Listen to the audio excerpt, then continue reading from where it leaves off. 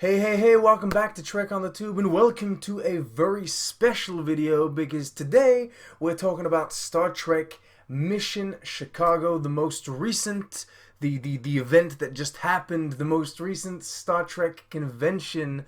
We're going to be talking about that and I suppose more specifically some of my personal experiences at this thing. This is the second away mission type video I've done on the channel. The first was way back when wife and I went to the Montreal Comic-Con, so perhaps, I guess the content will be somewhat similar. When it comes to the experience itself, however, this was a completely different ballgame. Now keep in mind this was my first Star Trek convention. I have never been to Las Vegas or done a cruise. I wasn't really around when they were doing those mini cons all the time in the 90s. This was all very new to me and it was wonderful. Even if I do understand that I'm coming to this with a perhaps, I guess, naivete or innocence. So what I'm going to do here is, I guess, do a bit of a short breakdown on everything that there was to see, what there was to do, you know, all of the events.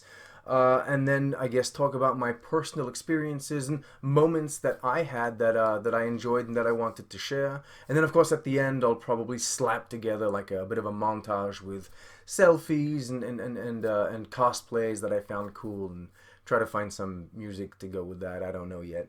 But yeah. Hopefully by the end of this video you will all have maybe a better idea of what this experience was. Before we begin, do know that I released this month's Trek Chat very late, just so I could do a Mission Chicago special. I'll link you to that in the description because that episode is breaking format. Instead of having two guests and a conversation, I got some of the amazing people I had the honor to spend time with, share a few thoughts of their own, and compiled all of that. So that's that. A massive thanks, by the way, to all of those who came through and participated. Also, I did a retrospective live stream over on the Starfleet Boy channel, as well as a first day at the con live stream over on Text Trek. I'll link everything down below, so don't worry, you can go check out all of that coverage if you're interested. Alright, let us begin, starting with a bit of a video documenting some of my early misfortune. Hey, howdy, hey, welcome back to Trek on the Tube. I am currently in the airport. I'm sorry for the maybe low audio quality or maybe low video quality. I'm filming this with the selfie cam here. As you can see, we got planes, we got an airport. I'm finally in. For everyone that doesn't know, basically what happened is I came here yesterday, but I didn't have the correct documentation to enter the US because I'm not a Canadian citizen. I need something called an ESTA, and I didn't have that. So I couldn't get on the plane. So shout out to Porter, they were really kind. They managed to book me a second flight today, same time, so I'm arriving in Chicago a day late. That's a bummer. I'm gonna miss the first day of the con because, you know, I'm landing at 4:30. The will call, which is the thing that you need to do to get in order to get your ticket physically, that closes at 5, so there's no way I'm gonna get there by 5. The plan is to meet up with Braxton, hit the town a bit, and then maybe we'll meet up with Sahel, Starfleet Boy and the boys, you know, outside of the con in the evening. So yeah, that's the plan.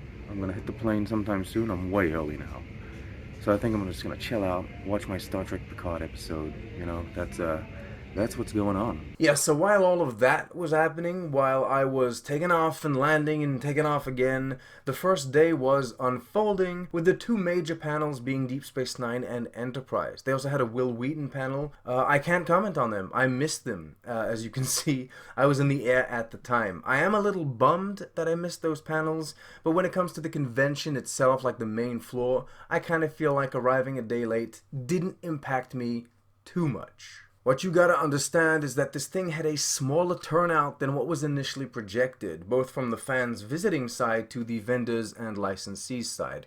It wasn't a bust though, like it wasn't a blowout by any means. I actually think the general consensus is that it was pretty good. Simply it wasn't as busy as I was expecting. Less people walking around, less booths to visit. I will say though, I'm actually really happy that that was the case because for me personally, that meant I was never overwhelmed by the crowds and I had time over the 2 days that I was there to actually see all of the booths and not miss anything from the main floor. And I mean also from a COVID standpoint, having space to move around probably wasn't a bad thing at all. Also, it's very probable that this less stressful and less cramped environment probably helped the actors and creatives, feel a little safer, I guess a little more comfortable walking the floor, and that was great because it enabled us to have some moments with them. So when it comes to panels, yes, there was Deep Space Nine and Enterprise in the first day, but this convention was very much focused on the new shows, the current shows, and everything that Paramount Plus are producing at the moment. So on my first day, I got to see the Lower Decks one, which I think was the best, or at the very least the most fun. We got to see some never-seen-before footage, and I got a selfie with the talent present. Thank you so much for letting me do that. There was also a Discovery panel that I only saw half of. The Picard panel was focused on season 1 and 2, so they didn't bring any new footage. The Prodigy panel was quite heartwarming, with all of these kids lining up to ask questions and Kate Mulgrew mothering them. And then of course there was the Strange New Worlds panel that admittedly was the most hype. People were craving news and information about the show. We got to see an exclusive bridge scene to give us a better idea of what to expect from the show. Now you may know me, and if that's the case, I don't know if this is going to count for something, but honestly my faith for Strange New Worlds is steadily growing. I feel like I know what to expect now, I know what I'm getting, and I'm happy. I'm happy with what I think the show is going to deliver. The footage we saw, the actors we met, the costumes, the props that we got to see, everything to me is pointing in the right direction. Anyway, the other main stage panels that I got to attend were George Takei, William Shatner, and Walter Koenig. All very interesting panels and people in their own unique way. I'm happy and grateful that I got to see them. Another panel I attended, which wasn't a main stage panel, was the Women at Warp discussion with special guest Jessie Gender. Not only were the topics addressed interesting and informative, and all the hosts engaging, but it was also cool to see content creators get their own space, get their own panel at these kind of events. So supporting that only makes sense to me. Moving away from the panels, we had the main floor that was kind of separated into distinct zones. The food court, vendors, museums, and then the photo op and autograph booths. Walking around the vendors area, seeing the cool merch, learning about new podcasts and Star Trek adjacent projects was amazing. Shout out to Larry Nemechek and his personalized tour of Star Trek places that you can go visit in LA. The museum part featured the screen-used skulls from this most recent season of Picard, as well as a closer look at all the props, costumes, and even concept art from the upcoming Strange New Worlds. Agree or disagree with the creative vision of the show, you cannot deny the quality of the craftsmanship being put in. And on that note, mad shout out to the prop department for the iconic prop trio that is stunning. Phaser, Communicator, Tricorder. I love them. They balance so well the original series vibe with what we expect shows to deliver today. It's so good. Photo ops you had to book in advance, and I guess they can get pretty expensive, so I didn't do any, but I did take the chance to get a couple autographs for the channel. Alright, here we go. We got Jack Quaid's Boimler here. Alright, 2 Trek on the Tube, Boim Me Up. So I don't know if you can see this correctly. There you go. That's not bad. So yeah, we got a Jack Quaid signature to add to our little channels collection, to the Trek on the Tube collection of autographs. And then we also got Doug Jones. Yay! The ever amazing, ever loving, kind and generous Doug Jones. He says, "Love Trek on the Tube. I saw hope in the stars." It was really good. There's the ring light in the way, because this one's glossy. One of them is matte and one of them is glossy. It's probably got my fingers all over it too. But anyway, yeah, I was really grateful to be able to spend a few minutes with them. I got a hug from Doug Jones, and I got kisses from Doug Jones, and he's the most amazing soul. Jack Quaid too, you're awesome. I love them both.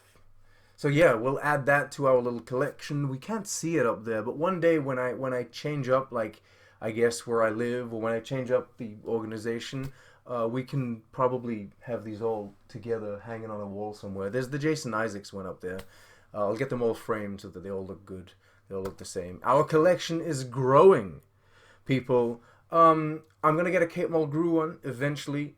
I didn't get it this time because the queue for Kate Mulgrew was just insanely long. So next convention, next thing that I can attend where she's there, I'll just carve out the time. I'll be like, you know what, I'm doing Kate Mulgrew, and maybe we can have like a vote or something for what you guys want. If the channel wants a specific, autograph from a specific person. How about that?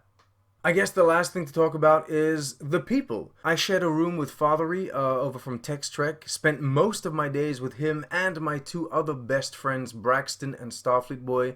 I've known these guys for years at this point, but to finally hang out together, geek out together in person was surreal. Added to our little group was so many amazing people, so many names. You know, I'm not going to shout out every name because this is too much to go over, but I'm so happy and I'm so grateful to have met you all, be it other creators, Twitter mutuals, subscribers, you know, followers, people that know me just because of the timeline. Honestly, it was just a wonderful experience to share the floor with everyone and also be able to go out on the town, have some Chicago-style pizza, drink some beer, just chill, you know, have a great time. It was awesome. And then, of course, this video would not be complete without a shout out to David Ajala, who took the time to talk to me, listen to me, take a picture with me, as well as, you know, the other actors, Doug Jones, Jack Quaid, as we just mentioned, Evan Evagora, Michelle Hurd, Annie Wershing. They didn't need to engage with me like they did, but they did, and that means the world. Thank you all so much for your time, and thank you all so much for your kindness, truly. Alright, that's all of it. I'll leave you with a musical montage of some of the great cosplays that we saw, as well as some of the selfies that I took with other people that you might recognize. I think I know what music I'm gonna do. It hit me. I think I know. Don't cringe. Don't cringe. We're all having fun here. Come on. Alright, live long and prosper, people. Like, subscribe, share, comment, do all of those wonderful things. I do hope that this very short, very concise little update here, or I guess retrospective, helped you better understand what was happening and feel maybe a little closer to the event. Yeah, I love you all. Discovery Season 4 review coming very soon, and live long and prosper.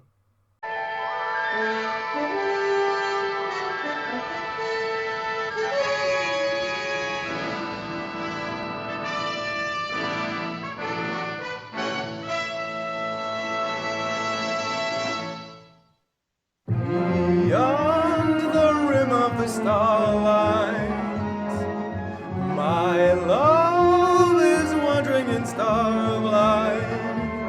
I know he'll find in stardust to reach us. Love, strange love, a star woman teach us. I know his journey ends never. His Star Trek will go on forever. But tell him while he wanders his starry sea, remember,